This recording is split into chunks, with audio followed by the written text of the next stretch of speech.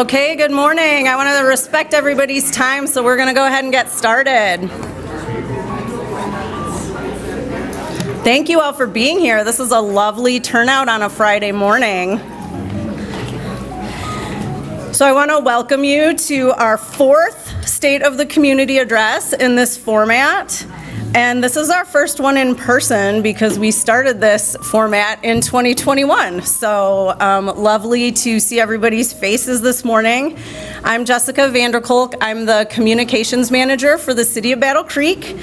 And she isn't able to join us today, but I want to welcome all of you from myself and from Calhoun County's communications director, Lucy Blair.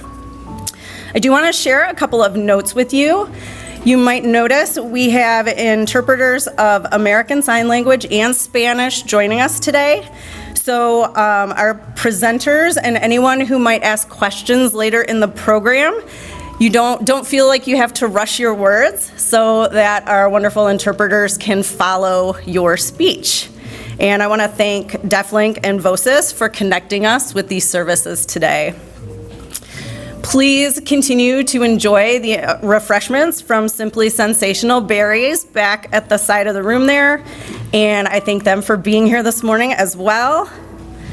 Access Vision is here recording the presentation, and it will be broadcast multiple times on their channels and website. We'll also share that to the City of Battle Creek YouTube channel, and I want to thank Access Vision for helping us today too. Thank you to the Kool Center for providing this space, to our leaders for spending time with us this morning, and to all of you for attending and spending your time with us too. We appreciate everybody who connects with our cities and county. Okay, so let me introduce our leaders today. They will each speak about their municipality, and then the panel will be able to answer any audience questions at the end of the program. So I will start to my right here. We have Derek Perry, the Marshall City Manager. Rebecca Fleury, Battle Creek City Manager. Kelli Scott, the Calhoun County Administrator and Controller. Haley Snyder, the Albion City Manager.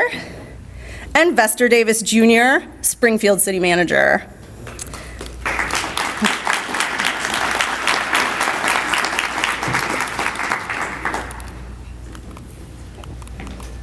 And we're already off to a good start. And I will check the slides while I ask Haley up to the podium first this morning.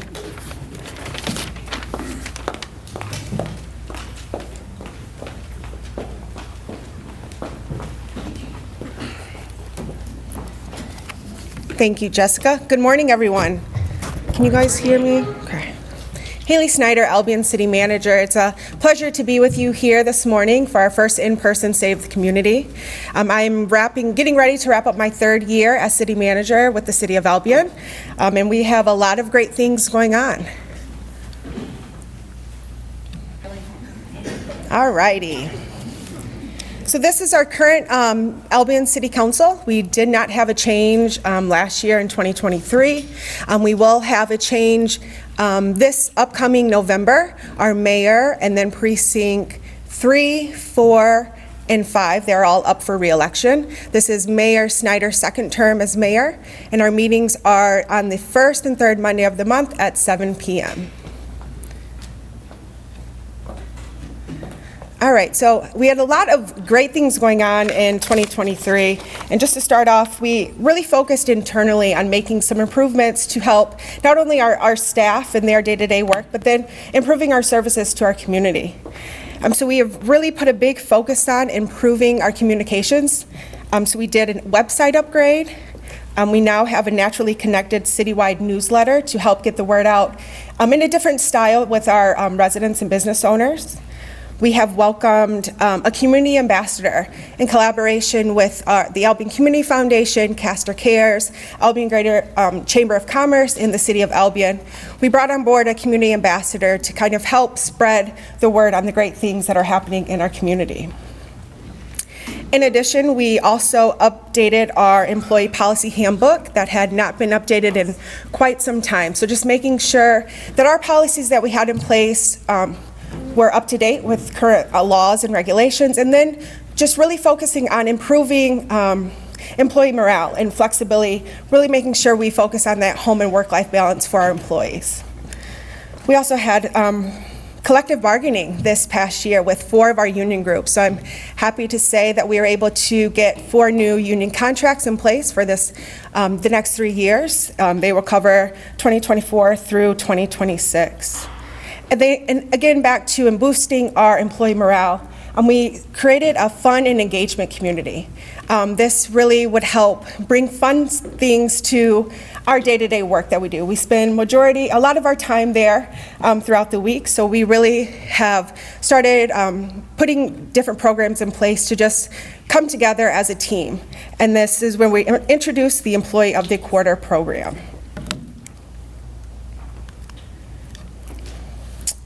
We've had a lot of infrastructure projects this past year.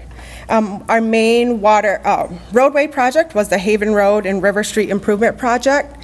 Through this project, we were able to secure a majority of the funding through state and federal grant resources to cover the majority of those costs. We also started the full replacement of the North Albion Street Bridge, and we were able to secure 100% grant to cover that project through MDOT's local bridge program. It started last year, but given lead times and materials, we were able just to demolish the structure, and then we'll fully replace the bridge this upcoming year. And then again, as all of my other colleagues know, the lead and copper requirements to the state. So we were able to secure a grant funding to help us with water service material inspection projects. So we are required to identify all of the lead service lines in our community. So through this grant, we secured over $400,000 to cover the cost of this project. So we began sending out notices to our residents and business owners and started doing the inspections to kind of identify the different line materials in our community. And then we began an $18 million wastewater treatment plant upgrades project this past year, and the majority of that project will be completed in 2024. I would also just like to highlight some of the grant funds that we were able to secure this past year. So we've had, it's been going on for a few years now, but we have 5 dams here in the Albion community. So we have done a dams feasibility study to determine what are our best options for handling the maintenance or possible removal of the dam structures. The state is really pushing the removal of those structures and returning the waterways back to their natural flow. So we applied for the Eagle Dam Risk Reduction Grant Program, and we were able to secure $1 million in grant funding to go towards the second phase of that project, which will be the design phase of what we're going to do with those structures in our community. Excuse me. We also secured $150,000 through the Great Lakes Fishery Trust Fund, which will also go to the design phase of that project. And then the FEMA Assistance to Firefighters Grant, $599,000 we secured to go towards the purchase of a new fire truck. Now we had to apply for this funding for several rounds, but my chief was very happy when we received notice that we were finally selected for funding. So that is currently being built, and hopefully we'll see that in our community this March. In addition, we secured NDNR Spark Grant for $1 million to go towards the second phase improvements of McIntosh Park.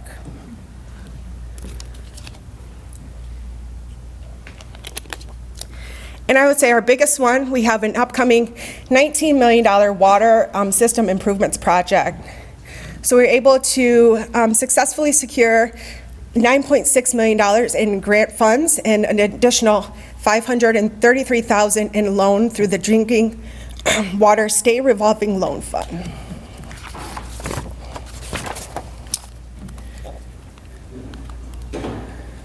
And now coming in 2024, so McIntosh Park, about 2 years ago, we had, through a private donation, we were able to build a splash pad, a play structure, and a pavilion in one of our park spaces, which is in our primary low-income neighborhood.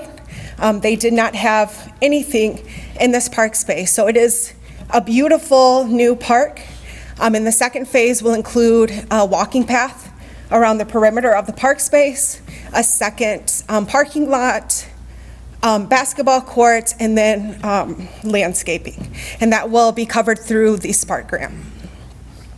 We will also complete the North Albion Street Bridge replacement.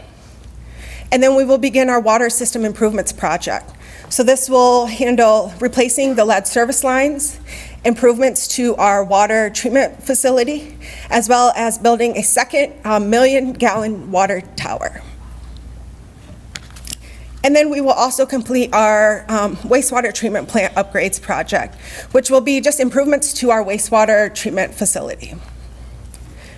We will be updating our capital improvements plan to highlight the current upcoming projects and then plan for different projects over the next 5 years. And then we will also be working on our redevelopment-ready community certification renewal, which we are required to do every 3 years. So right now there's a lot going on, but we are really focused on the infrastructure which is the foundation of our community, to welcome new residents, new businesses, and then continue to support our current residents in our community. And with that, I will pass it over to Rebecca Fleury, Battle Creek City Manager.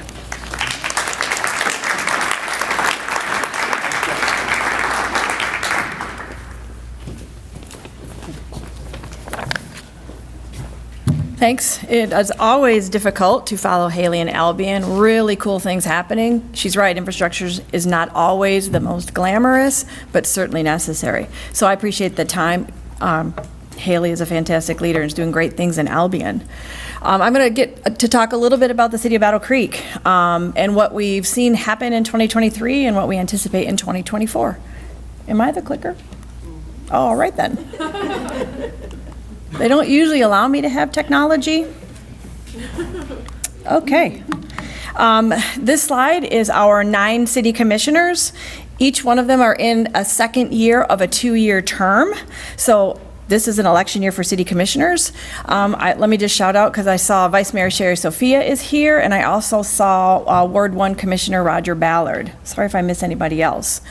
So this will be an exciting year. But we have 5 ward commissioners and 4 at-large. You can catch them all live on the 1st and 3rd Tuesdays on Access Vision and also on the city's YouTube channel. So 2023 highlights. I'm just going to talk a little bit about some of our projects and successes. We welcomed a new police chief in 2023. Chief Shannon Bagley was promoted from deputy chief to chief in 2023, and then quickly secured and named 2 new deputy chiefs, Doug Bagwell and Stephen Bush. We call them the 3 Bs. It's very difficult to call into the chief's office and not ask for somebody whose last name doesn't end or start with B. Our email system is also messed up because if you choose the wrong one under the Bs, you're going to get probably one of the ones that you weren't asking for. But really excited about Chief Bagley and his team. One of the goals that Chief Bagley said right at the beginning of his tenure is he wanted to double down on community-oriented policing. And that looks like right now is the COPS program. So in 2023, Chief Bagley created 8 COPS officer positions with the help of 2 grants from the Department of Justice with 2 main objectives: build relationships and solve problems at the neighborhood level. Each one of our 8 COPS officers are assigned to a geographic area in the city, and that's where they stay and hang out. They build relationships, they communicate with residents, and they determine community stakeholders, and then they use that neighborhood-based group to solve the problems and find the best solutions. You know, he's very firm about the solutions need to come from the neighborhood and the community members, and the COPS officers are there to help ensure that happens. I'm also going to talk a little bit about infrastructure. You would not be surprised that in 2023 we had a lot of traffic challenges. Yes, I heard it, this groan. We heard it too the entire time, because it's really difficult when you cut off people's paths to work, to school, to shop, to groceries, whatever. I know it was a little bit of a hiccup, but necessary. And we kept telling people, when it's done, when you see the finished project, this will all feel like a bad memory. I do believe that's the case. If you go over the Capitol Avenue Bridge, it is a really beautiful bridge. So let me just lift up the success of the Capitol Avenue Bridge, the Union Street Bridge, all of the water main improvements on Helmer and Beckley Road, as well as 2 large lift station projects at Edgebrook and Mingus Brook. Again, they don't seem like the most glamorous, but I will tell you, all of these improvements keep things flowing in Battle Creek. See, that's funny. Talia got it. Come on, that's good stuff this morning. It's Friday. Thank you. It's Friday. The other success I would love to lift up is the implementation of the city's new Diversity, Equity, and Inclusion Office. And thank you. And I know I saw her. So Kimberly Holly came on board in 2023 as our new Diversity, Equity, and Inclusion Officer. Wow, she has just come in and organized us all. So far, and you think she didn't start at the beginning of 2023, so she's done a lot of work. She's completed 12 employee roundtables in all areas of our organization with all employees. And she's using the data that she gathered there and the feedback that she got to put the finishing touches on our first Diversity, Equity, and Inclusion Plan, which rolls out later this year. So Kimberly is doing a fantastic job, and if you haven't had a chance to talk with her, please do. Some other highlights. Certainly, updating our plans was a priority in 2023, so our non-motorized plan as well as our Parks and Recreation plan got updates. We are seeing more and more users of our linear paths and our parks, so it's really important that we keep these plans current so we can prioritize areas of need, but it also makes it easier and to receive and apply for grants at the state and federal level. Many of our neighbors, even now, are still feeling the economic impacts of COVID, a negative economic impact of COVID. Early on, our city commission recognized this and the strain it puts on our families and their budgets, and authorized $800,000 of the city's ARPA money to be used as utility bill credits for those neighbors in qualified census tracts. Those would be our low mod area neighborhoods. So kudos to the commission for recognizing that and doing something that we can hopefully help ease some of those burdens. From an economic development perspective, lots of things going on. I see some friends from BCU.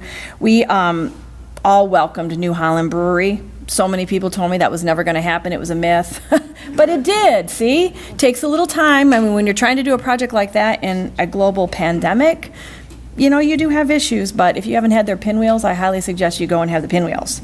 And I think all of us are watching, or I'll speak for myself, in awe as we watch the former McCamley Hotel transition into the Doubletree Hotel. Wow. A few of us got to have a tour last week. It was amazing. I mean, the last time I was in there, it was flooded. There was 3 feet of water in the basement. All the ballrooms were gutted. So to see what it looks like right now is really exciting. Kudos to Battle Creek Unlimited for spearheading that work, because it's an exciting addition to the downtown.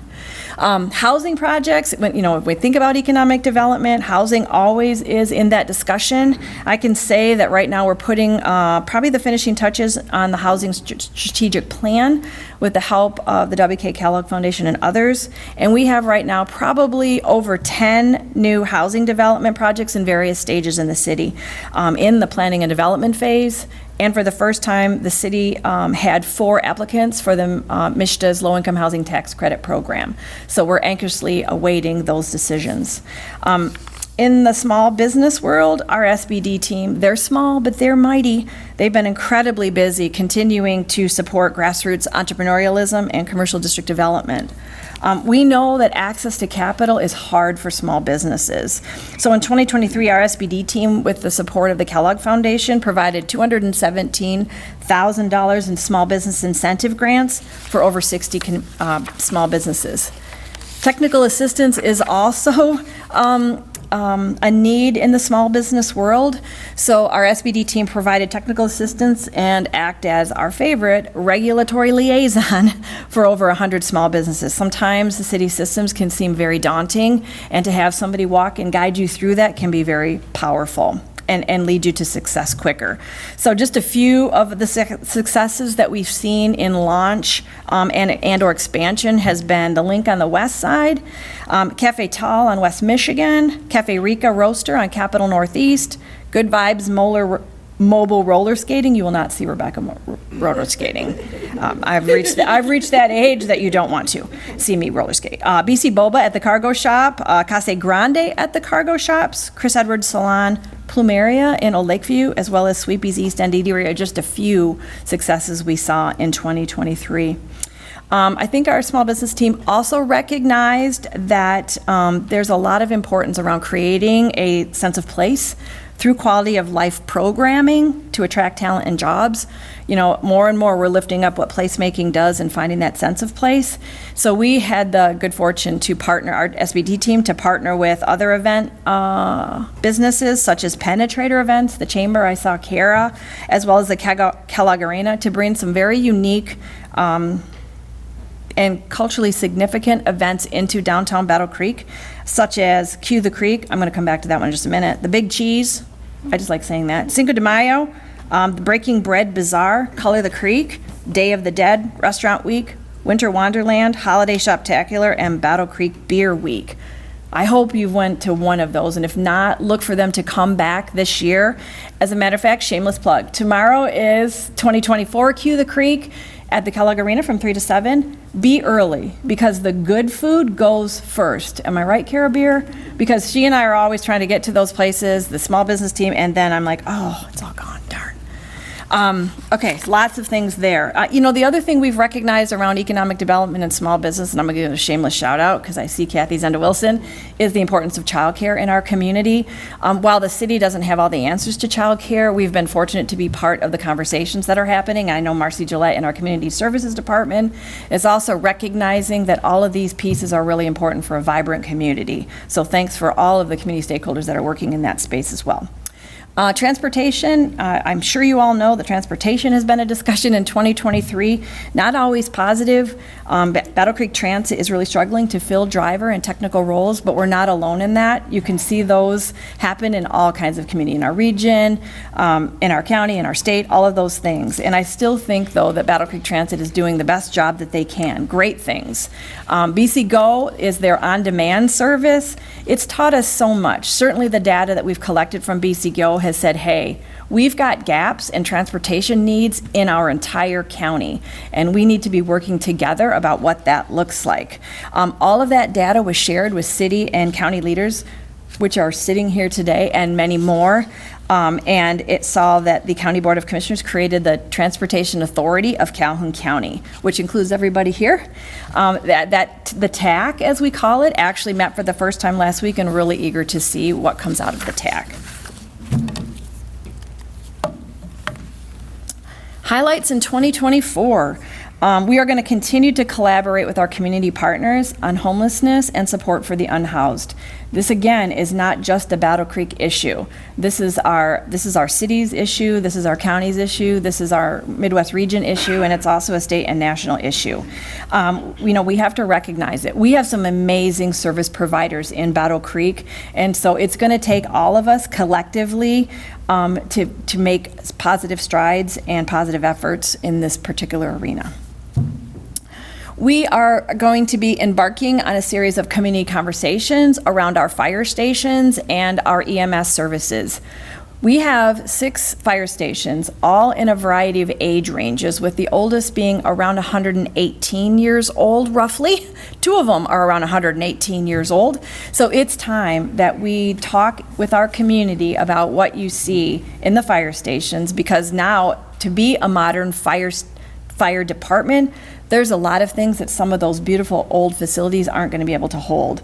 So we hope that you're involved in those conversations. Those should kick off in April and May, so that we can understand, share what we know about the fire stations and some options, but also be listeners of the community about what you're thinking from a fire and EMS standpoint. I see Chief Beatty in here, and he knows that that's a big lift, but it's important for the community. New ways to communicate and increase transparency, that has been the charge of the City Commission. So we have multiple new ways to get city news and information out. And I think it's important to note that we've developed these new strategies based on the feedback we've gotten from the community. It's not just, now Jessica is phenomenal, but it's not just Jessica telling us how to message. It's the community, and we've listened. We hope that you know that, and these are some of the things we're thinking about this year. The BC City Connection newsletter is going back to our utility bills. Why, you say? We still have a very large segment of our city that prefers to get things in paper form. I know it's a shock, especially to our millennials, but we heard that time and time again, and the utility bill is a great way to get information into the hands of people, because we do want to assume that most people open their utility bill. Now, if you're like me, you do it electronically and you don't ever, but everybody pretty much is opening their bills. Service on the Go is a new series that we're launching in 2024. It will be held in parks across the city in the summer and fall. We're going to bring some services. You can actually do city services there. We're going to have staff there that shares information and answer questions, and a little fun. So please watch for those dates coming. Video messaging is important, we hear. And so what we are doing with City Commission information is agenda previews. That's a recording that Jessica does prior to every commission meeting and commission workshop. And then we do action roundup meetings after them. So you can find those on our YouTube channel. We had a lot of people say, I don't really know what happens. I don't know about the agenda, what's on it. You will if you watch one of Jessica's recordings, because she'll give you the before and after. We also are going to try podcasts this year with a very familiar voice. So Richard Pyatt is helping us host and produce our podcasts in 2024. And actually, you can listen or watch the video version. The first is already out there. It was in January. I'm not going to tell you what it is, because I'm going to force you to go and find that. Anywhere you listen to podcasts, you can find that. We do know our friends at Apple are still trying to get that loaded in the Apple podcast world, but don't give up. It'll be there. We also know that we have a lot. We have very few media outlets right now that are specifically focused on our community, but we do know that a lot of our residents watch WWMT Channel 3. I'm not here to say that they're the best, they're not the best, I'm not, but what we're going to try is putting some messaging through Channel 3 this year, because we know our neighbors are watching that. So keep an eye out that for messages on a quarterly basis on News 3. And then don't forget to tune into our other channels. Oh, I sound like a commercial. Anyway, there's a lot of information on our website as well as our social media channels. Oh no, forgot. How could I forget City Hall? Oh my gosh. So City Hall, you'll see that the facade is finally complete and it looks really good. It's very hard then to refurbish those older buildings, so kudos to the companies that we worked with and Katie Norton, our fabulous facilities person. And you'll see that we're nearing completion of the retaining wall. I think I saw Representative Hadsma. We could not have done that without the support that he gave us with monies from the state of Michigan, so thank you, Representative Hadsma. So it's exciting to see that retaining wall get close to finish. And then if you visit City Hall recently, our first floor is under renovation, really to increase safety and accessibility for not only our employees, but anybody who visits City Hall to get services or just simply to be there to enjoy the building and services as well. Okay, last slide, I promise. Coming in 2024, Can you believe we're going to celebrate 100 years of flight at the Battle Creek Executive Airport at Kellogg Field? Watch for this. This is going to be exciting. I think I saw T.R. Shaw. He is leading, there he is. He's leading the charge, and I know that he and his committee have a lot of fabulous things that they're working through, and will share with us later on. So watch for those details. As I mentioned before, this is an election year. It's a big election year because it's a presidential election and it's also a city commission election. Every clerk in this county is busy right now. I go check on Vicki Hauser, make sure she's still drinking her water and getting out of her area. Because of the new early voting requirements, everybody is not scrambling, but there's a lot of new things that have to happen with elections. So get out and vote. If you're not registered, register, because vote is your voice, please. The commission will be continuing to discuss the Community Oversight Board. We look for them to make a final decision in 2024. And if approved, then with the lead of our Diversity, Equity, Inclusion Office, they will then work on bylaws, selection, and criteria for board members, as well as the training plans for that particular initiative. So watch for more information there as well. Lastly, community branding. We are all looking at ways to lift up our cities as destination cities. You know, Battle Creek is the same. One of the things I didn't know when I was talking about the Capitol Avenue Bridge, how many have noticed that there's actually etching on the bridge itself? Hands? Oh, now you're all gonna go look now if you don't have your hand up. So you're gonna faintly see the city of Battle Creek on the Capitol Avenue Bridge. It will be painted, I promise you. So, thank you. Thank you, Commissioner. That has long been a desire of mine, to have some sort of messaging that you are entering the city of Battle Creek on, and you can see that from 94. Our friend in Jackson's, they did it very well, and so I think you'll like what you see once that gets painted. So that is the end of mine. I'm going to turn it over to Derek Perry, the city manager for the city of Marshall.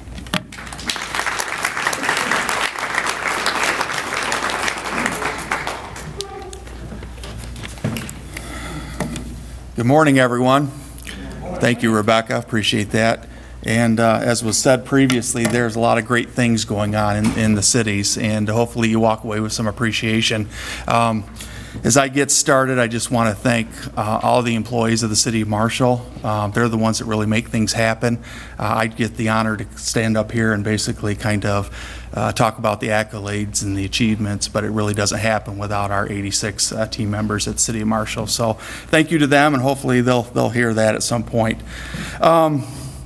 I started with the City of Marshall just under 2 years ago. Before that, I've been in local government probably 25 plus years, but I was recruited away from Meridian Township. That's where I was most recently, and I had the pleasure again of being selected as Marshall City Manager. And it's been a great 2 years so far, and I appreciate the support of my peers here at the table too, so thank you. On behalf of the City Council, I want to thank you for the opportunity to speak this morning. Again, things don't happen in a vacuum, and it's important to have strong leaders, and I'm fortunate to have 7 strong leaders in my community, and I want to thank them for that and the opportunity to allow me to do these types of things. If you get a chance, we have a website like everyone else. I would encourage you to take a look at that. www.cityofmarshall.com has a lot of great information, and we look forward to the opportunity to answer questions after we all have the opportunity to speak, but there is a lot of great information there, and I think that there's some good takeaways there. As far as, I guess I should actually start some slides too. So, like many others, there's our 7 city council members. We have a mayor. He's elected every 2 years, he or she. And then, of course, it's an election year for us, too. So we will have 4 city council members up for re-election.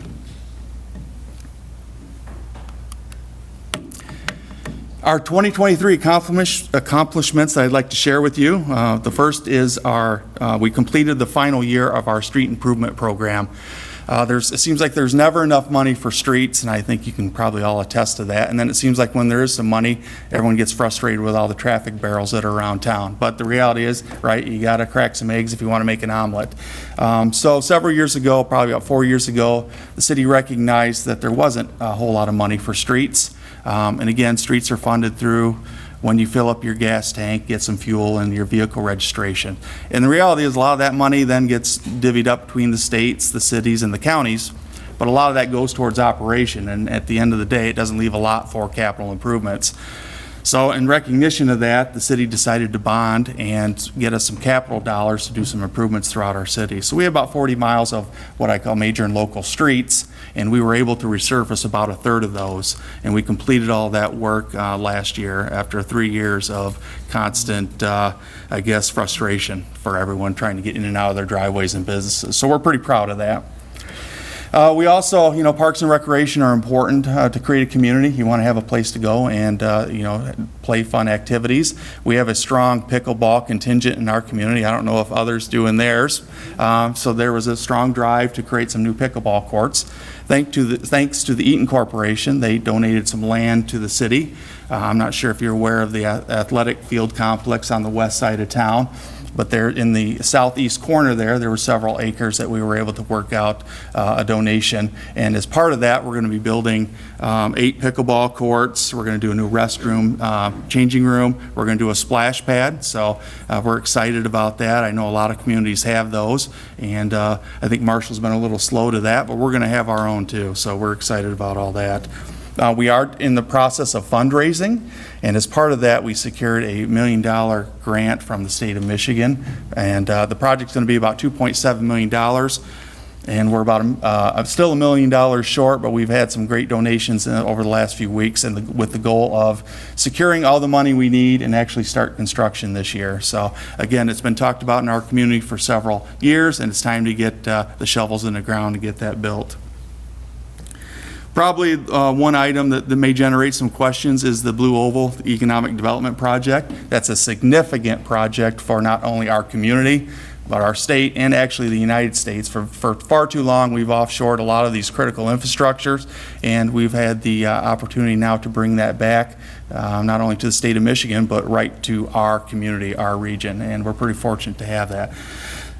So this actually all occurred 1 year after I started, so we're actually approaching our 1 year anniversary of this project. So the honeymoon was pretty short, let's just say that, and we had probably the most significant economic development project in the state of Michigan in decades, easily.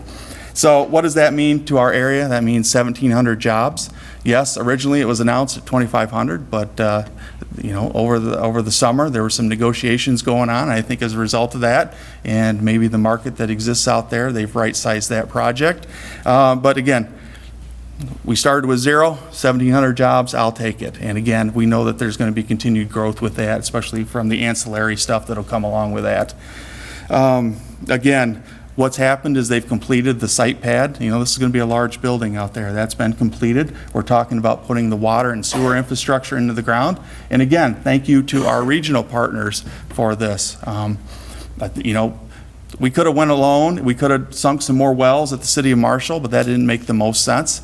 So we reached out to Battle Creek and had a conversation and said, hey, I think you have some capacity, right? Let's figure out a way that we can connect our two water systems that not only helps from an economic development standpoint, but also from a public safety standpoint. They have a water plant, we have a water plant. You have to perform maintenance on these things, or heaven forbid, there's an emergency, situation where you can't create that safe drinking water that your community relies upon. So if we have an interconnect and something like that were to occur, or a major structure fire, we can help each other out. So there's a lot of great reasons to be doing this big transmission water line between the two communities. And again, we were able to leverage the state of Michigan dollars to help do that. Let's see. As part of that, we will have a 4.5 million gallon water tank out there, so you will see that. Well, maybe you won't with the berm and all the screening that occurs out there. But then we'll also have a sewer pump station, and again, that will help to provide some additional economic development in that area over the next decade or so. With that, we again have our own water treatment plant and our own wastewater treatment plant. As was talked about early, those require constant, capital improvements. Otherwise, they will fail at some point. And again, because of this project, our 7,000 utility customers now have the help and support of the entire region and state of Michigan to do some improvements to our facilities. So we're proud of that. So there are benefits, obviously, to bringing these large economic development projects to our area. And I think the region will benefit too long term. Phase 1 of the activation zone. So a lot of this came out of the COVID times where, you couldn't be doing things inside. So the community took a look at what are our community spaces and are there areas that we can improve some areas. And we looked at our parking lots. And we have a large parking lot on the south side of our vibrant downtown historic district. And they set up kind of a temporary area with picnic tables, pretty simple for areas to congregate. We have a social district which allows you to, get your alcoholic beverage and, wander around the different stores downtown. And we're going to formalize that, and part of that includes a grant that we received from the state of Michigan too. So phase 1 was completed last year, which created some angle parking along Green Street. Again, we are very fortunate to have a vibrant downtown, which comes with parking pains. Some people argue that we have a parking problem. I will argue that maybe we have a walking problem. You're right. You may not be able to park in front of the specific store you want, but we're one of, very few communities that actually has a parking ramp, right? How many cities of 7,000 have a parking ramp? There's very few of us, and we do. And again, it's just to get people to understand that it's okay to walk a block, I promise. But anyways, so what do? We added some more parking, of course, and we're looking at South Jefferson Street to do that too. Because again, we want to make sure that we maintain that strong, vibrant downtown that we're very fortunate to have as a community. Let's see. So the city of Marshall, there's about 40 communities that are actually also electric utility providers, and we are one of those. So we have several electric substations, and again, I don't want to go into the weeds and talk about electricity and how it actually goes from a power plant to your home, but this is one piece of it, how it gets to their homes and businesses. And as part of that, we brought online a $6 million Brook substation south of town. So we currently had 2, now we have 3. That helps us balance the load, and for future development in our South Industrial Park and our major campus industrial park, which is where the Blue Oval is sited to the west, we are now well positioned to provide the electrical needs for our community and future development projects. That's 2023 in a nutshell. 2024.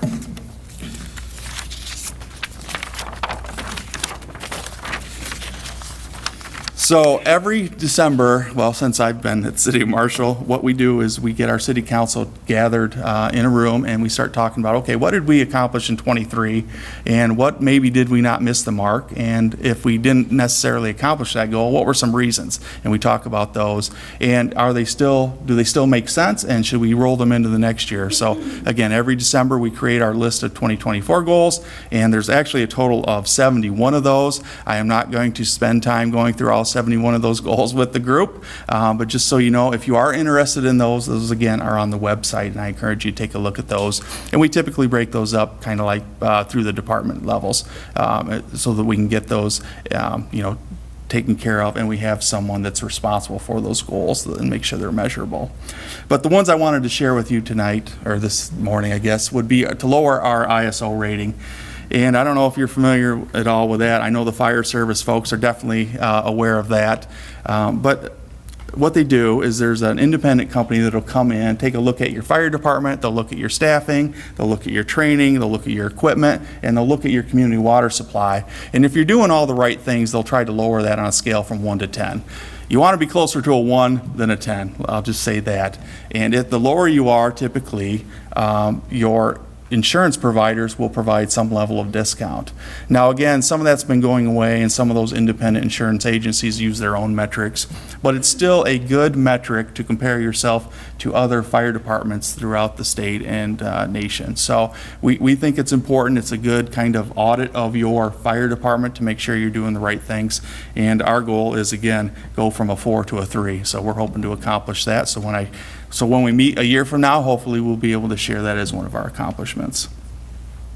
We need a new fire truck too, so we may have to talk after this to figure out. Those things are becoming more and more expensive. The last estimate we had was close to $800,000, so it's pretty, yeah.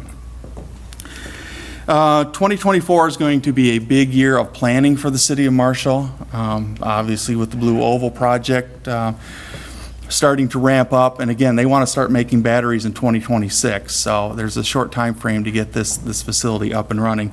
We recognize that we need to be thinking about what those impacts are to our community, and you have to have a comprehensive plan update every 5 years, so that's up for us. We need to take a look at that.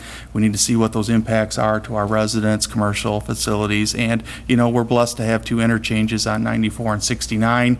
We know that they'll see some pressure with development, and again, we got to look at what does our historic downtown look like and how do we protect that, preserve that, and do all that. Also, our Parks and Rec Master Plan, that's due for an update. And then one of the things we've been looking at our community, we've never had a non-motorized plan, essentially a pathway plan or a sidewalk plan. And in order to leverage some of those grants that are out there, we're going to do our first plan as far as that goes. So we're excited about that and start to connect some of those dots where we have sidewalks and don't have sidewalks. Housing development, I think most communities will say we don't have enough housing. I think that's systematic probably through our region and the state of Michigan. We've been fortunate over the last few years to kind of see maybe a spark of that increasing. I will say that since the Blue Oval project's been presented, we've had a lot more interest. That's just the reality of it. There's folks that want to now that maybe didn't look at the city of Marshall or even our region have a stronger interest now. So we think that's a good thing. We have Allen Edwin Homes looking to do a development in our northeast portion of the city. We have Norfolk Homes, which is going to do something around the Emerald Hills Golf Course. And then there's a major multifamily development that's been looking at Hughes Street, South Kalamazoo Hughes Street, if you're familiar at all with the city of Marshall. So we have a wonderful asset along the Kalamazoo River. It's appreciated by most, but it may be a hidden gem to some too, and that's our River Walk. We received grants way back in the mid-90s, 98, 2000, and pretty much built it, and it's been, I would say the maintenance on it has been haphazard. In fact, there's the original section is really in a state of disrepair, and we need to do something about that. So we're putting together a plan to use the final few dollars that we have from our ARPA funds. We have the county millage. Thanks for that. We've been saving up for the last 3 or 4 years. We're going to put those dollars towards it, and then hopefully we'll have some capital dollars to do that too. So it's a wonderful asset, and we need to take care of it, and so that's a big project. We're excited to get that done.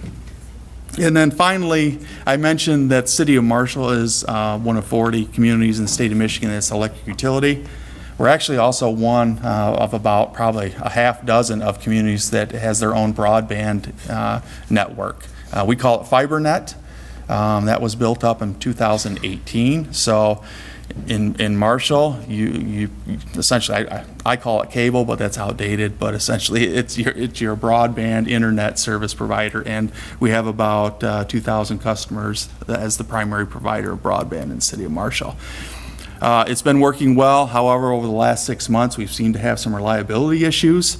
Part of that is we parted ways with the original system, engineering firm that built it. We've had a lot of turnover in the department. So we're bringing in a consultant to right the ship, I will say.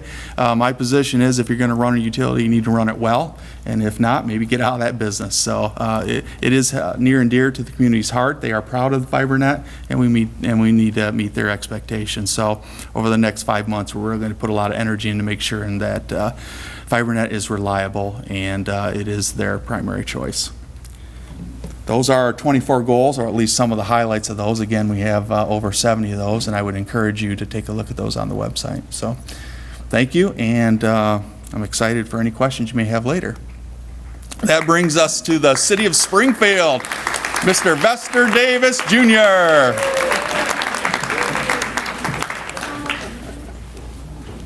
Thanks, Derek. Of course. Derek really woke us up, didn't he? So good morning, everyone. My name is Vester Davis, Jr. I've been the city manager for Springfield for about 3 years now. So I'm a newbie to Calhoun County. Before I get started, I want to recognize a few of our elected officials in the room. Amy Evans, Art Hollingsworth. You guys want to stand up there in the back there. All right. Thank you. A few others that serve on our council are Tracy Cummings, Adam Gregory, Bruce Holcomb, and Christy Kincaid. Pictured in this, you will see also Mr. Larry Ibe. He was our longtime council member who had to resign from his position because he relocated outside the city. So I want to recognize him. He has served on our city council for well over, I want to say 12, 15 years. So thank you to him. In addition, thank you to Jessica and everyone for this opportunity to present past, present, and future of Springfield. I also want to recognize our 16 full-time public servants, as well as our part-time staff and our volunteer firefighters, and also Calhoun County Sheriff deputies who provide law enforcement services to the city of Springfield. All right. So a few of our 2023 successes that I wanted to highlight have been that we're in really good financial stability. We have no deficit in our fund balances. Our fund balances are healthy. As we come out of COVID, we're going to see funds begin to stabilize and, rely heavily on how we take care of our finances locally. There's no fund deficiencies, and we completely obligated our $546,000 in American Rescue Plan Act funds. Those are one-time funds that we will not see probably in the future or in our lifetimes going forward. So we had a lot of success with the utilization of those funds locally, and very thankful for that opportunity. As far as community development, I wanted to highlight that we leveraged our local grant funds to invest $55,000 into our local neighborhoods through home improvement improvement grants. We were able to successfully contribute to over 10 homes, through improvements to either it was the exterior or interior needs, water heaters, those things that really are a necessity to residents. Also conducted a neighborhood survey. We purchased a portion of property here in Springfield, and we wanted to get feedback from the community on how that property should be used. What's the future development? Through that survey, what we learned is we should do this more often. We should definitely survey our residents, things that are purchasing properties that are going to definitely be an impact to them, to carry them out, to make good plans on what would they like to see. We have a few other, and we also learned that, even through our master plans, it's difficult for some people to engage with the public, given that they are employed. They have other obligations, families and whatnot. So surveying when they have time to do so outside of a public meeting would be very beneficial to the city of Springfield. So we look forward to doing that again in the future. Our next item was we completed a sidewalk study to expand and repair the city sidewalk system. We have about 9.5 miles of sidewalk throughout the city of Springfield, and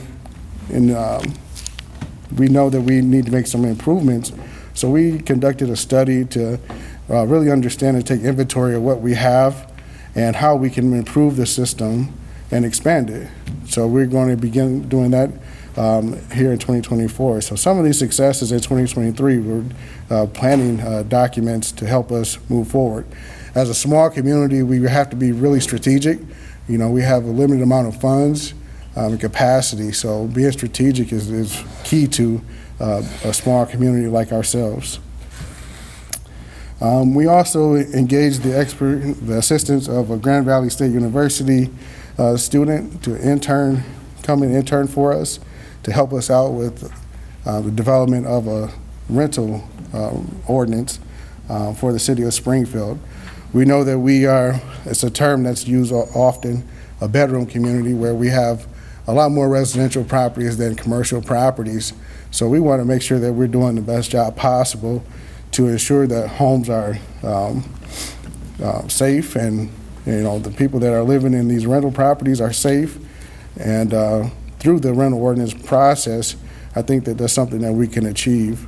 So by engaging in that, the student intern, she was given the opportunity to learn about local government, and also we benefited from the information and the research that was provided to us. So,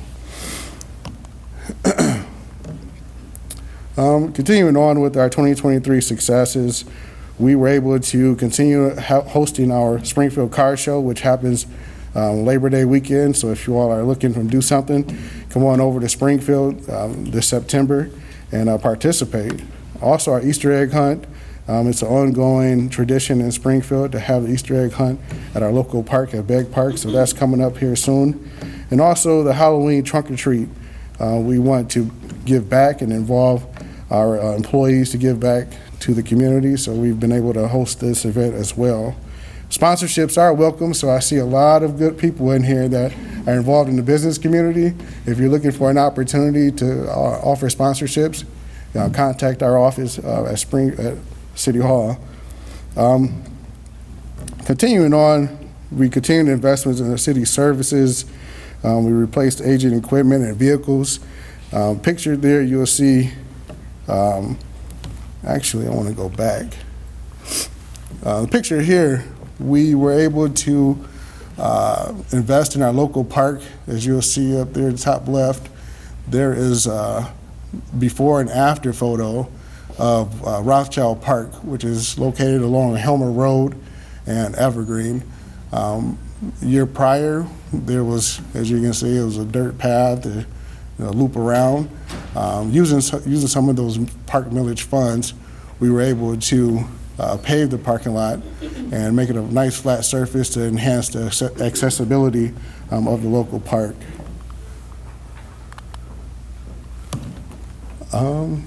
So moving forward, you'll see there we've purchased the new vehicles for law enforcement and for our public works.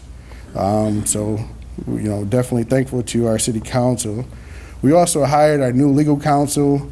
We had to replace our old counsel, so we're looking forward to their involvement in our local business to make sure that we're doing things in accordance with the law and their guidance. So that's a very exciting new development. The biggest one that I'd like to highlight is celebrate our city staff.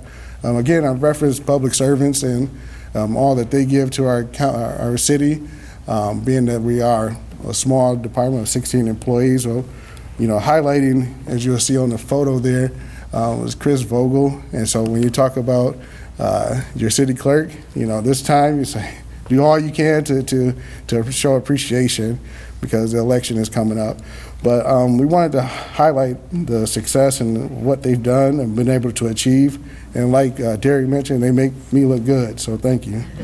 And then my last bullet point here is these 4 C's that I've been able to highlight it last year, but I wanted to highlight it again this year, is that what we're doing as being strategic is that we clarify our mission, we communicate what we're doing, and then we collaborate as much as possible, and then we celebrate all of our successes and what we've been able to accomplish. So keeping those 4 C's in mind as we move forward.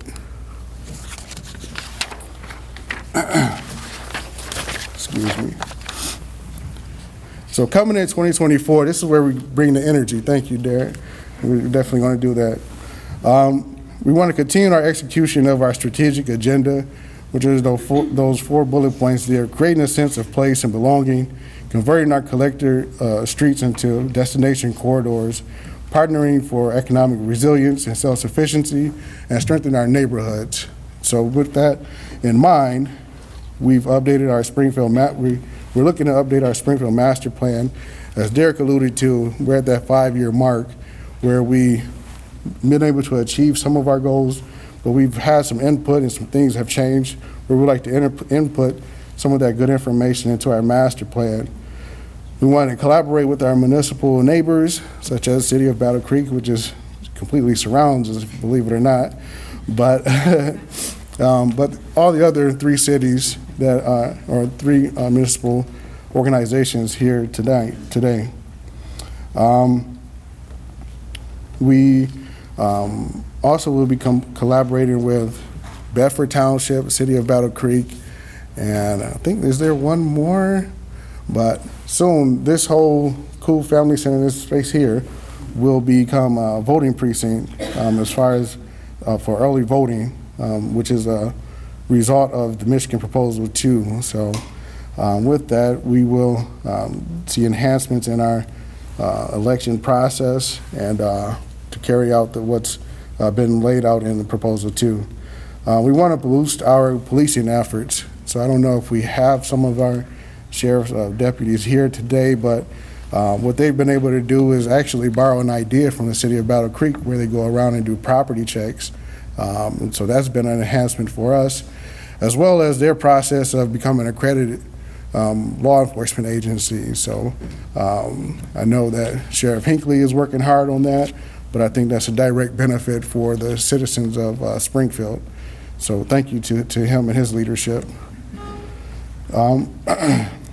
When we talk about developing a sub-area plan for 20th Street, as you know, the city of Springfield does not have a traditional downtown, but we do, or we would like to, pursue the creation of a commercial corridor.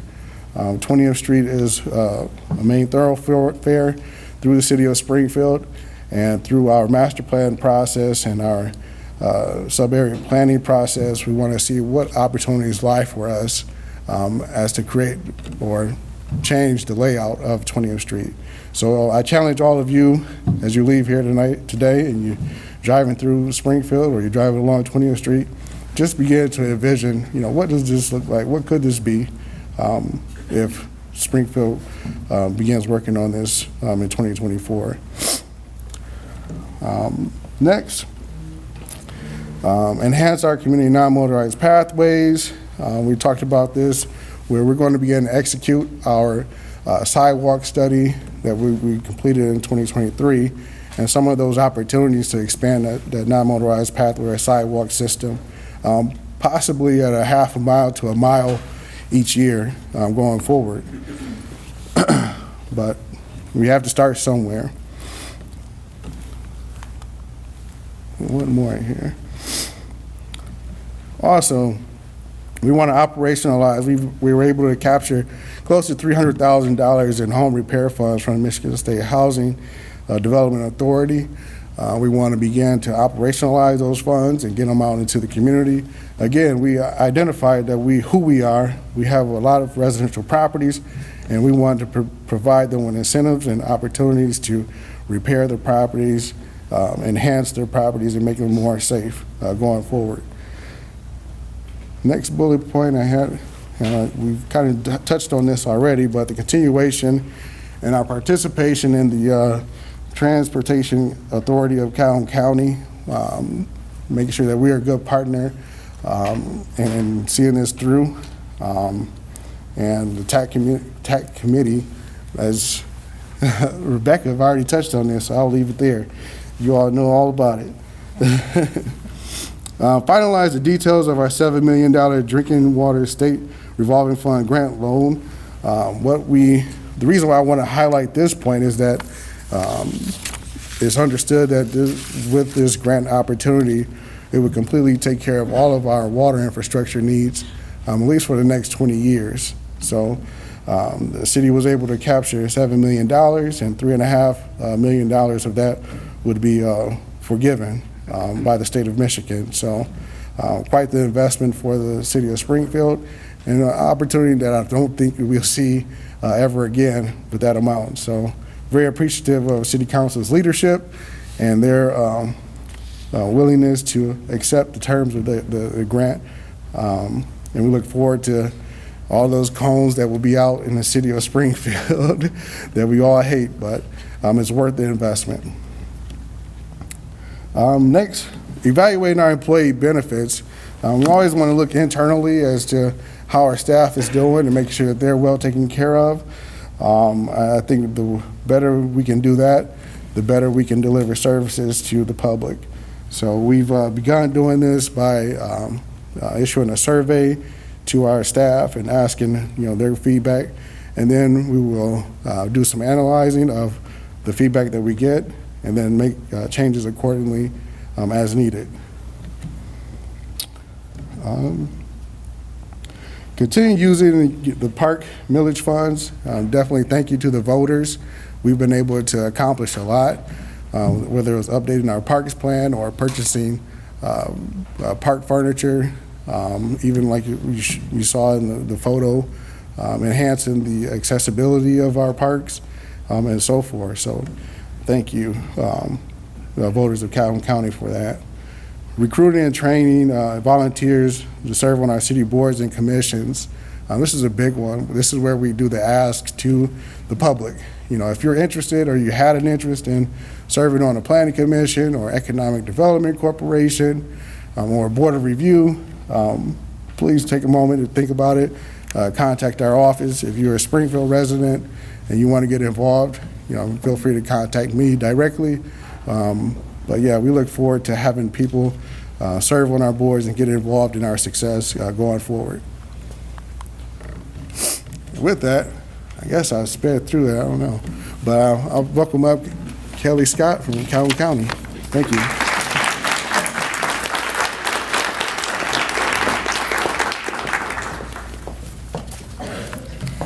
We are about 8 slides from the finish. I know it's been a while. I will not be offended if anyone wants to stand at any point during this last presentation.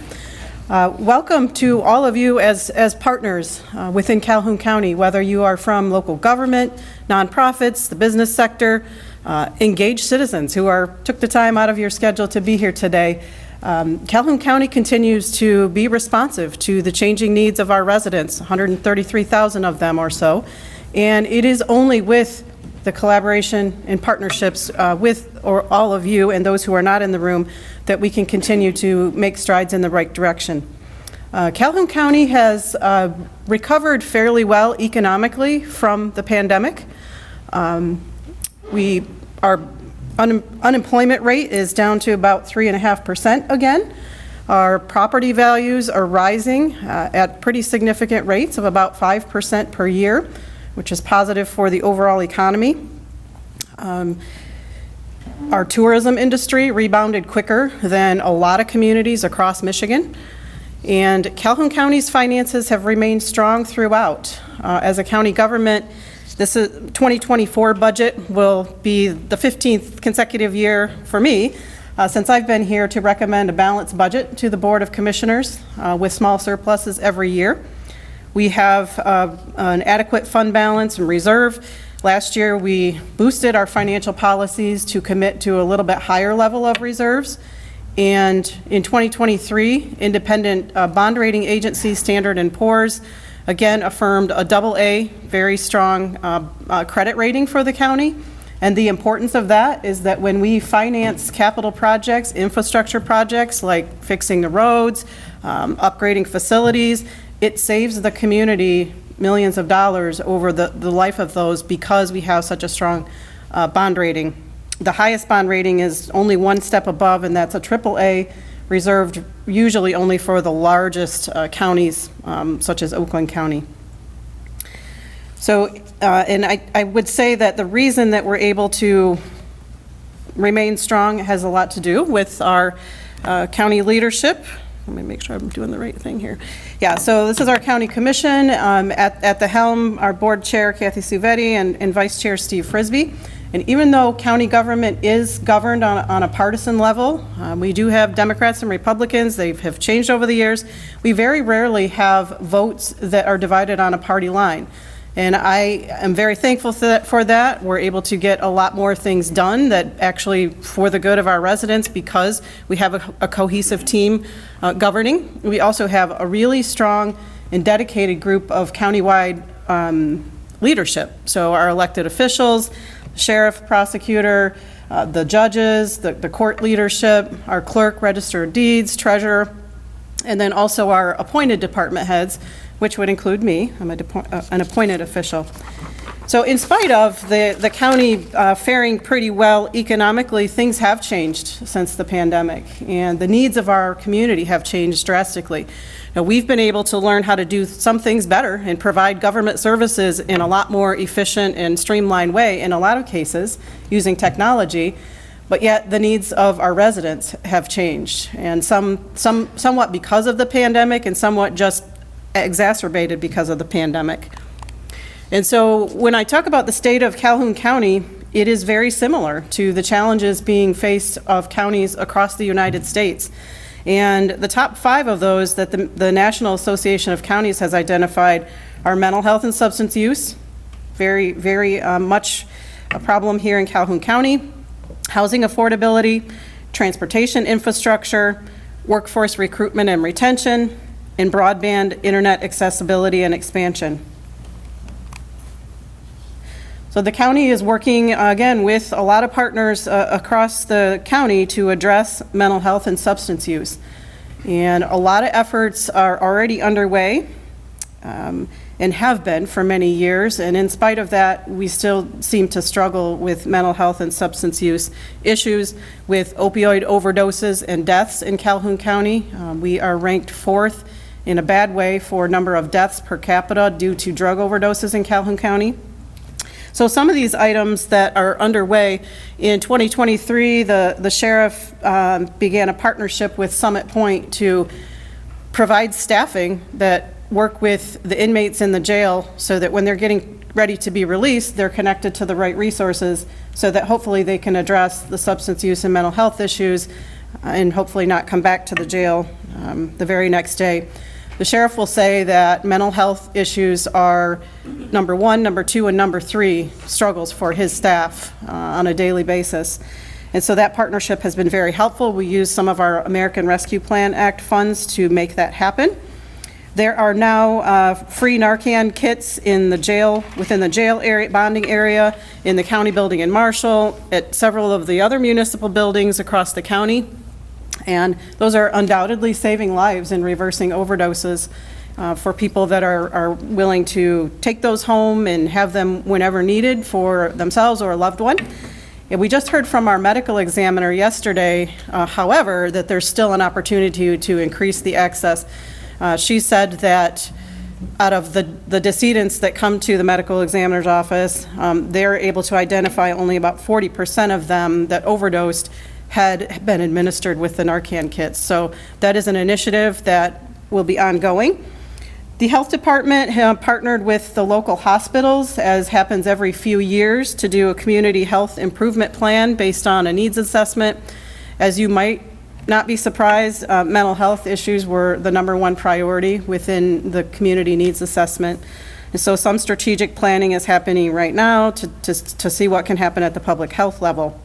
And then finally, the county has created an opioid settlement fund steering committee, and that is in response to national settlements that will result in our county government alone receiving about $11 million over the next 18 years, and those funds are restricted to addressing opioid and drug use in Calhoun County. So we have about 25 very important people on our opioid steering committee. Several of them are in this room. We appreciate that. Providers, hospitals, everybody from law enforcement to recovery to housing to transportation are in that room. We've met twice now, and we will be coming up with a plan to do some short-term things as well as invest these funds in long-term improvements for the mental health and substance abuse areas. Infrastructure in Calhoun County. We've heard about a lot of the municipal infrastructure for the county. Our biggest concern is to try to fix the roads. So you may know this, the state of Michigan faces about a $3.9 billion deficit every year based on what the experts think it would take to even fix the state's roads. So that has a trickle-down effect on the county roads, right? And Representative Hodswell, we could use your help in this area. So in spite of that, our road department is very assertive in seeking federal and state funding through our regional transportation asset management process. And so this year in 2024, we have planned to do about $10 million in road improvements. Much of that is, again, federal and state grant funded, but also we partner with the townships 50-50 basis to work on local roads. We also received $6 million and this is just for a couple of bridge replacements. Bridges are very expensive. We have, I think, 80-some bridges in Calhoun County, and several of them, particularly in the rural areas, are in really bad shape. So just a sample of what we're doing to try to improve road infrastructure.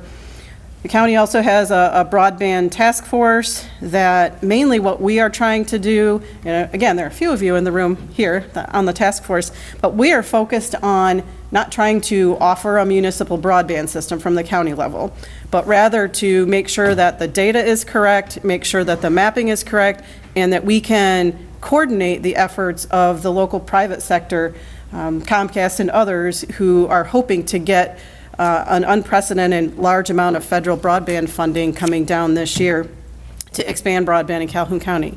So there's at least 20,000 Calhoun County residents who don't have any internet access at their homes. Up to another 10,000 only have fixed wireless or Wi-Fi and not fiber or cable to their households. So it's a pretty big deal, and the state of Michigan is receiving almost a couple billion this year that will be available to our community. So we are focused on, again, making sure that if the federal government thinks you have internet and you really don't, we can help fix that. So those are the current efforts underway. The county also thinks a lot about long-term solutions and sustainable solutions that, again, we're trying to reduce the cost to our taxpayers. We're trying to set the stage for long-term sustainability and making sure that we're not putting a burden on the future generations. So this past year, we did install solar panels and lighting upgrades in the county buildings. So at the Justice Center in Battle Creek, at the Toller Building where the health department is, we have solar panels that are generating all of the electricity needs for those buildings. We're not generating electricity to sell, but drastically reducing, again, our facilities costs. And then we generally, as a county, support economic development, and the cities tend to take the lead, and Battle Creek Unlimited and others. So some of the supportive services that we have provided, we do planning and zoning services for a few of the townships. We're really hoping that making things consistent between township to township will be helpful for developers that are trying to come in to Calhoun County and really don't care what the jurisdictional boundaries are, would really like to have less tape, and would really like to have the process streamlined. Two of the county parks are going to have some pretty big renovations this year. And one of my favorites as a runner is in the Ott Preserve. There'll be new restrooms, so you don't have to run across the street to McDonald's. We definitely support the Ford Blue Oval Battery Park.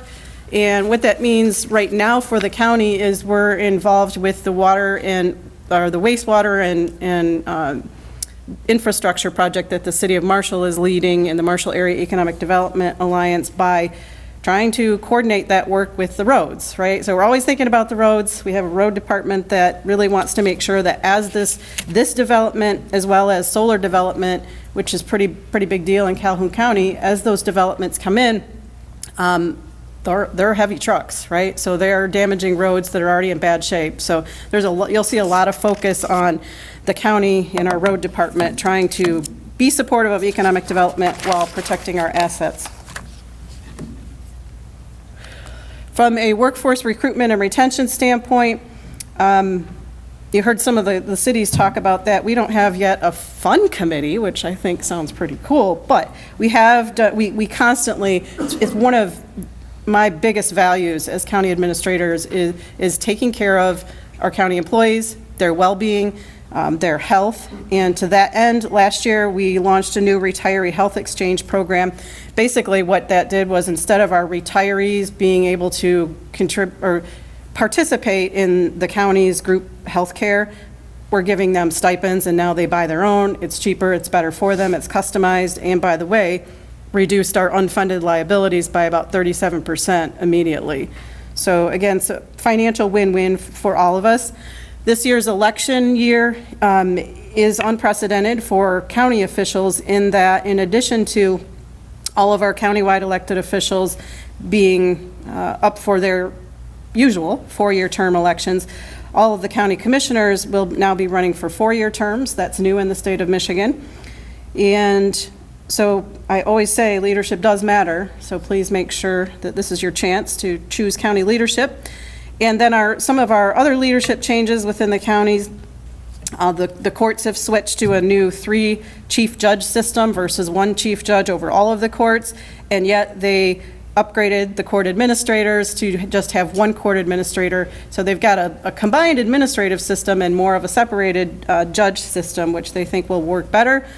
From the county level, we have also a new legal counsel who just started today, Groundhog Day, and our road department management, we promoted 2 of our leaders there for managing director, and then we have a new senior services manager with the departure of Helen Guzzo, who is here, now works for the city of Battle Creek.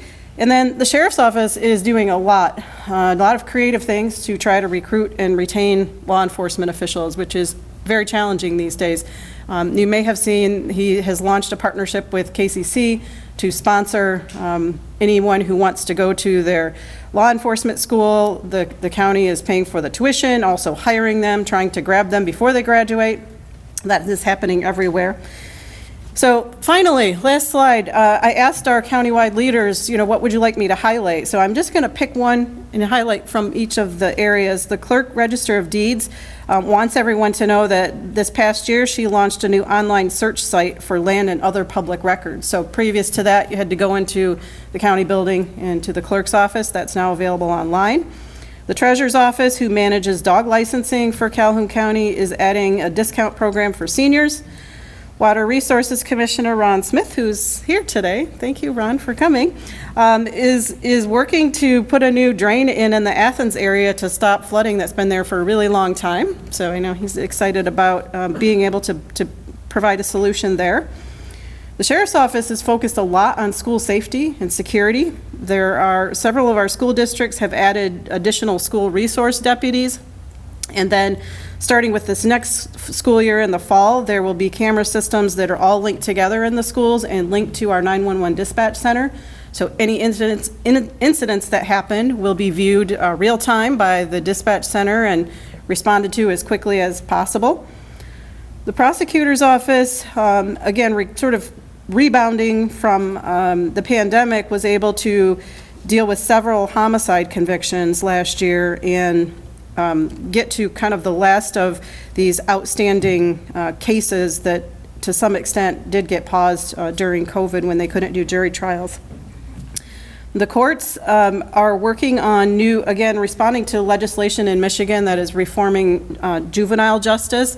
So there will be some operational changes that are supposed to be better for any of our youth who are in the system, delinquent youth. And then the Public Defender's Office is partnering with high schools. They do mock trials, they do internships, so more of a community educational programming that we've never had before in Calhoun County. The Veterans Affairs Office, through their emergency financial grants, was able to help out veterans in Calhoun County last year to the tune of over $200,000, which was nearly double the previous year.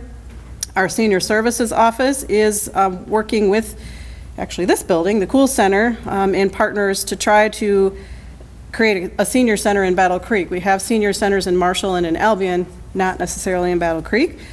And then one of the most favorite things I get to do is to work very closely with our local Nottawasepi Huron Band of Potawatomi tribe in Calhoun County. We have very good relationships between the tribal government and the county government. And so we support the Firekeepers Local Revenue Sharing Board that gives away close to $6 million from the net win proceeds at the casino to all 2 local governments, the schools in Calhoun County, and then a newer Native American Heritage Fund that comes from the state's portion of the net win from the casino, gives away about $500,000 every year in grants. And then finally, I'll just leave it with the county also, like you heard from the other government leaders, constantly trying to figure out how to make sure that those interested in county government know what we're doing. So we also launched a new Inside Calhoun County podcast series We did that a few months before the City of Battle Creek. Not that it's a race, but if it was, if you're not first, you're last. So I encourage you to reach out to me if there are any issues you have, any comments, any questions, anything the county can do to make your lives easier.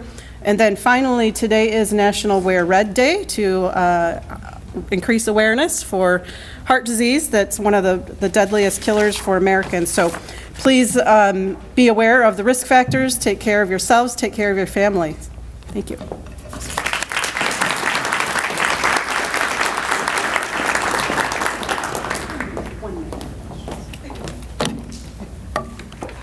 Wonderful. Thank you to all 5 of our leaders today in the county. Can we give them one more round of applause?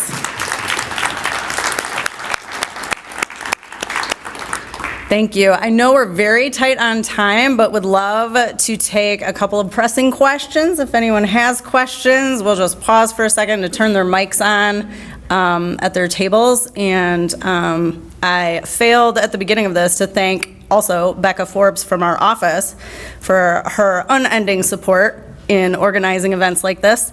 And she has got the floating mic, so if we have anyone with questions, if you can let us know with your hand, we will get over to you.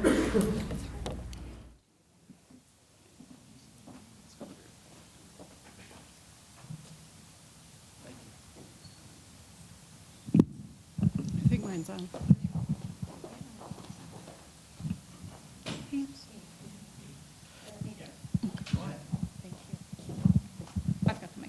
Oh, hi. Am I live? You are live. Okay, great. So, very interesting. I'd like to congratulate Kelli Scott on getting that bond rating. That's really beneficial for this community. I think that's really important. And then one thing she mentioned, there was a $17 million settlement that she mentioned. And what did that? What is that? Where did that settlement come from? So for the drugs, yes. Drug settlement. Yes, several years ago, there were class action suits against distributors, manufacturers, pharmacies that were related to opioid distribution. And they were class action lawsuits that each state decided whether to participate in or not, and Michigan participated. So almost all of those have been settled now, and through those national settlements, the state of Michigan agreed for each one of them what portion the state was keeping and what portion would go to local governments. For the most part, the state of Michigan is getting about half, about $1.5 billion, and then the rest goes to counties and local governments. And so it is, the terms of that were negotiated by a bunch of attorneys, obviously, and the settlement agreements then restrict the funds to certain uses. So the settlement was given or created because of the distribution of opioids? Yes. Okay. The allegation was, you know, they caused harm to individuals through their distribution and manufacturing of opioids, and a lot of laws have been created to change that now after the fact. But yes, that was what the lawsuit was about. And who were the payors, or who was sued? There's a big, long list, and so I would invite you to check out on the county's website. We do have an opioid settlement page that has links to national and state resources that list them all. They have the complete agreements, so there are a dozen or more. Okay, thank you very much.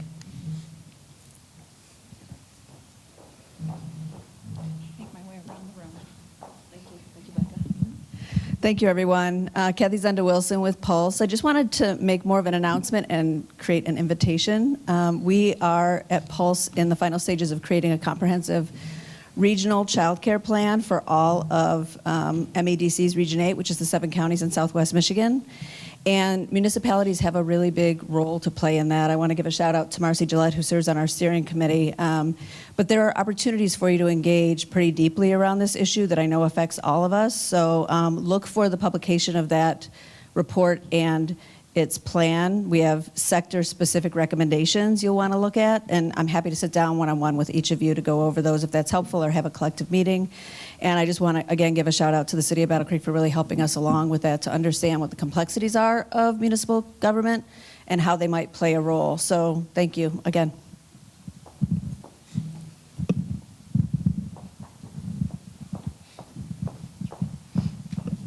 Hi, everyone. Thank you for your presentations. I just wanted to ask really quick regarding attracting folks to our communities, to Calhoun County. What is the one thing, I mean, because a lot of people in this room have been around, we're doing great things, but what happens after us is really important. And I'd really like to know what is the one thing that people are sleeping on in your areas of expertise, in your communities, in the government you are responsible for, to really attract next gen. What is the one thing that would draw them that people don't really notice, or that really, maybe we're not getting the word out as much as we should. So what is that one thing that you think is helping keep folks here after they graduate, and also retain that next gen as well?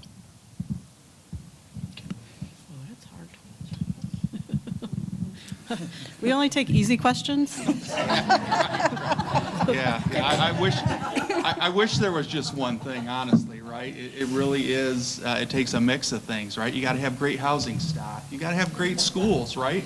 Municipalities, we don't necessarily have a lot of influence or control over that, but that's a key partner with municipalities. We have to have great schools where people want to stay here and raise their kids here. And then you got to have, great jobs too, right? I mean, the people that graduate, we have wonderful universities in the state of Michigan. We got probably some of the best universities in the United States, but we don't have those types of jobs that those graduates are looking for. Weather obviously, plays into some of that too, but we got to have those types of jobs that those universities are graduating for those folks that want to stay here in our state and our communities. So those are a couple things. And then finally, sense of place, right? People want to have a cool place to live. That's the reality of it. And that's some of the best economic development we can do as municipalities, is create that cool space where people want to be. Because it is, the new generations, life-work balance is important. So, when they're not at work, they want to have a great place to go and, interact with people. So it's creating those spaces too. So there's my list. Yeah, and I'm looking more for that one aspect that maybe we're not thinking about, that we're already doing, that you want to really amplify. I would say then, Lynn, is that you have to connect early. Whether it's getting them to a career path earlier in school, getting them involved in activities in their community, including serving on, the YAC at the Community Foundation or the Youth Advisory Board from the city, any ways that we can connect our young people to their community so that they see they have a place, that is for them. And, right, we could list a ton of placemaking, but for me, it's all about trying to connect early. Trust me, I've gone into the schools and, they're even just talking about the jobs that we do, in the multitude of jobs that we have from a municipal perspective. We always get the, not government. But then when you tell them we have IT, we have fire, police, you have engineers, all these different avenues that we could connect with them early. I think Battle Creek Public Schools is doing a great job with their career academies, because it's a chance for them to connect early. And then it really is all of our responsibilities then creating those senses of place that will want them to keep them here. And I'd just like to add can you guys hear me? Yes. Mm-hmm. So at our last strategic comprehensive master plan update, we have a liberal arts school, Albion College, in our community. So we really dedicated engagement sessions to not only college students, but then our Marshall Public School students as well. We wanted to hear, what would you like to see our future land use, and what would you like to see in our community to help you stay, but even once you graduate, make this your permanent home. So just really, like Rebecca said, starting to engage with them early. We work well with the Albion College Ford Institute and the students that go through that program. We encourage them to come out and attend our meetings, come and participate in the different board and commission meetings, because they have great ideas, and it's going to take all of us to bring those ideas to really enhance our communities, to really build that sense of place.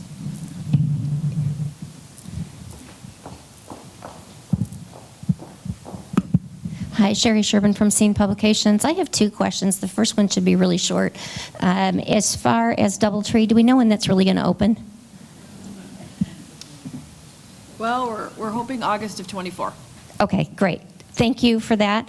Second question comes all the way back to low-income housing. And I dare say that low-income housing also brings us all the way back to health and safety. And when or is there going to be sort of a county-wide plan?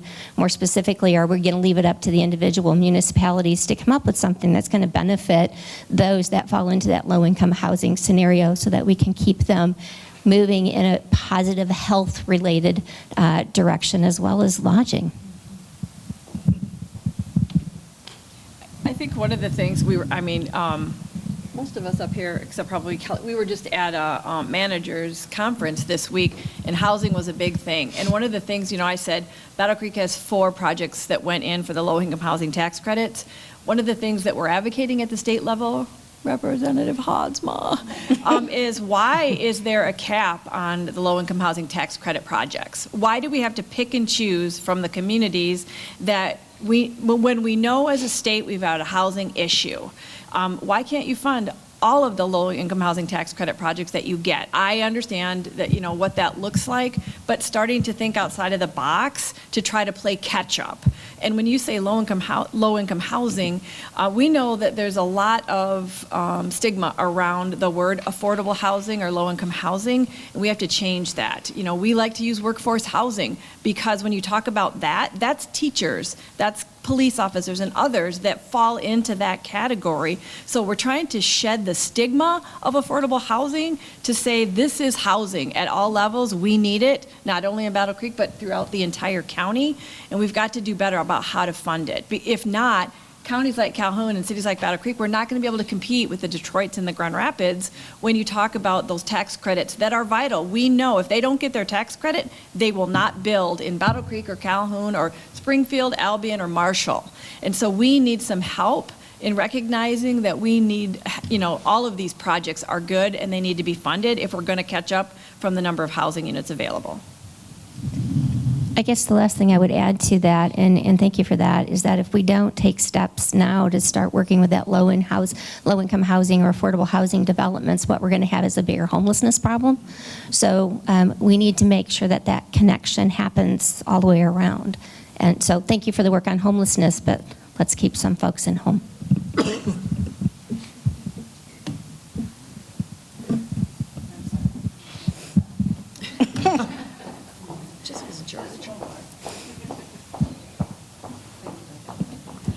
I want to build on Lynn's question and just invite each of you to consider or let me know if you're already thinking about how do we, brand is the wrong word, but I'm going to use it for this purpose. Our area is where people who are concerned about the climate want to come. Because what I know is around the country, people who are concerned, especially bi-coastally, about what's happening to the climate are going to look for places like Michigan to move. And so I don't see us really kind of leveraging that. And I wonder if any of you have thought about that and what it might look like in your plans if you do. I'll start. So one of our strategic goals that our city council set last year is to make Albion a destination. And there's a lot that can be done to get us to that point, and it's going to be a key focus area moving forward. But really for us, really focusing on, they're not the most glamorous project, but the infrastructure. Like I said, infrastructure is the foundation to our community. So just making sure that we have strong infrastructure in place to support our current residents and business, but the draw and attract new residents and businesses. So that really is a focus of, I know, internal staff, but then I applaud our city council for making that one of our key strategic areas to make our community a destination. Okay, and with that, I'm going to thank you so much for the dialogue today. Thank our leaders again for the presentation, and thank you so much for attending and sticking around a little longer. So thank you. Have a good Friday. Have a good weekend.